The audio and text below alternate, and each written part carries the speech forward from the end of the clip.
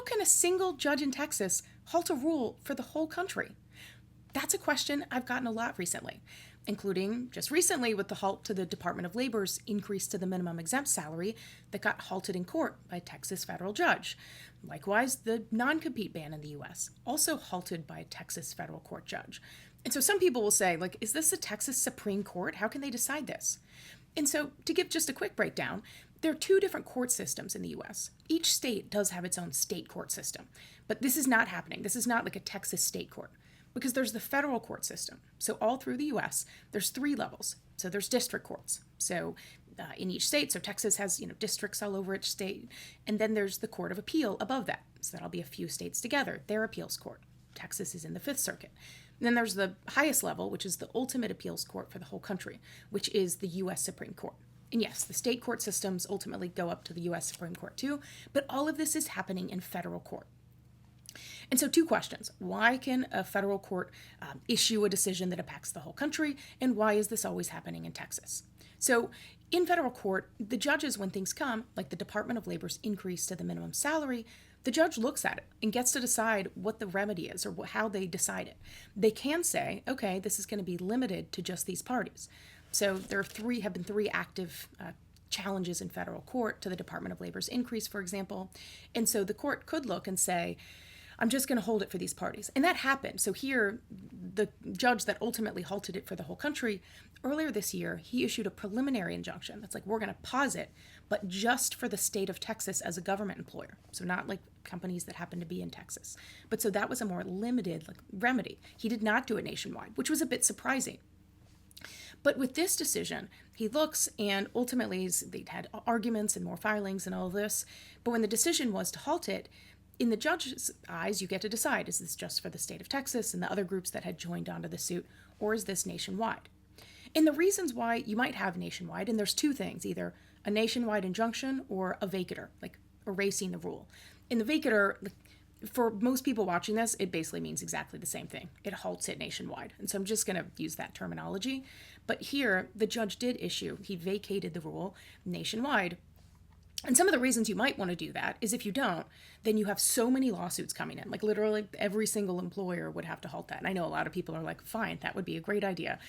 But from trying to decide how things work, if a federal judge is like, this is illegal, then it's not as efficient to then make everybody have to file lawsuits all over the place. So there's some reasoning behind that. But the other flip of that is, again, that one single judge, based on how they're viewing the case and the law, they get to make that decision for the whole country. And so, yes, there is power to do that. What that power looks like is currently being debated. There's actually really interesting to some people, maybe, Harvard Law Review article, just put a flip of it here, that talks about nationwide injunctions. But the question is, okay, so why is this happening in Texas? To back up, Texas happens to have quite a number of federal judges that were appointed by Republican presidents, including very specifically President Trump from his time from 2016 to 2020.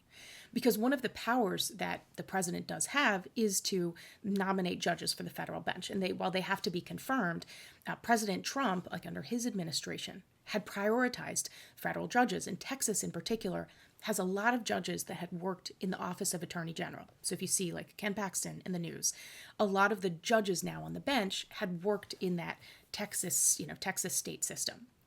And so that's from partially prioritizing federal judge appointments. So that's one of the things that presidents do that can impact it, because these judges go on the bench and they're there for decades and decades and decades. It's not like a 4-year term limit. And so that's a really lasting effect. But this isn't necessarily new. And so in this Harvard Law Review article, and again, I won't make you read it, but you can look up Harvard Law Review nationwide injunction. It is a pretty quick, relatively read. But it talks about, going back to George W. Bush's tenure, that nationwide injunctions have been a thing.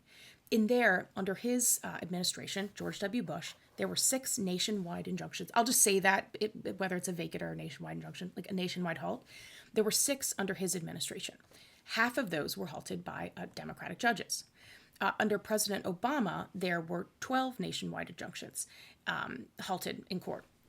7 were halted by Republican judges. Under President Trump, there were 64 nationwide halts to different rules and things like that, nationwide injunctions. 59 of those were by judges that had been appointed by Democratic presidents. And that is absolutely an outlier because you go back to President Biden and their research had just been for the first 3 years, so it didn't include this year. But there were, I think, 14 nationwide injunctions under President Biden to different rules and things like that. And all of them were halted by Republican judges, mostly in Texas. And so what you often do tend to see is a president that issues things like, and not just the president, but like their executive agencies are issuing rules. And then when those get challenged in court, the parties are intentional about where they're filing them. So yes, now a lot of these challenges are in Texas because, especially in the last few years, the business groups or whoever's challenging the rules have had a lot of luck getting Texas federal judges to overturn those, especially under President Biden's administration. And so when parties are like, where do we want to go and file this that it might get overturned, they'll go to Texas. Likewise, but separately, like under President Obama, when people were looking to get things overturned there, again, similar to Texas, but under Trump, you saw like it was a bit more spread out. But then people would go like to, under President Trump would go to like California courts, Maryland, D.C. That's where the majority of these were like altogether filed.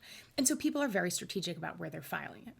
And so what's to be done? Is there going to be like a stop on these nationwide? I mean, it definitely is a talking point, like I mentioned. Like some judges are in favor or not, like legal people that spend their careers commenting on this. Like there are a lot of people that like have a lot of criticism about how these are used politically. Other people are like, this is checks and balances. And so it's a question in some ways about, is this like judicial overreach or is this executive agency overreach? Like, for example, when I said like, the other presidents between Bush, Obama, Biden, you're looking at like single digits or like 14 executive orders overturned. But under Trump, how there were 64 overturned.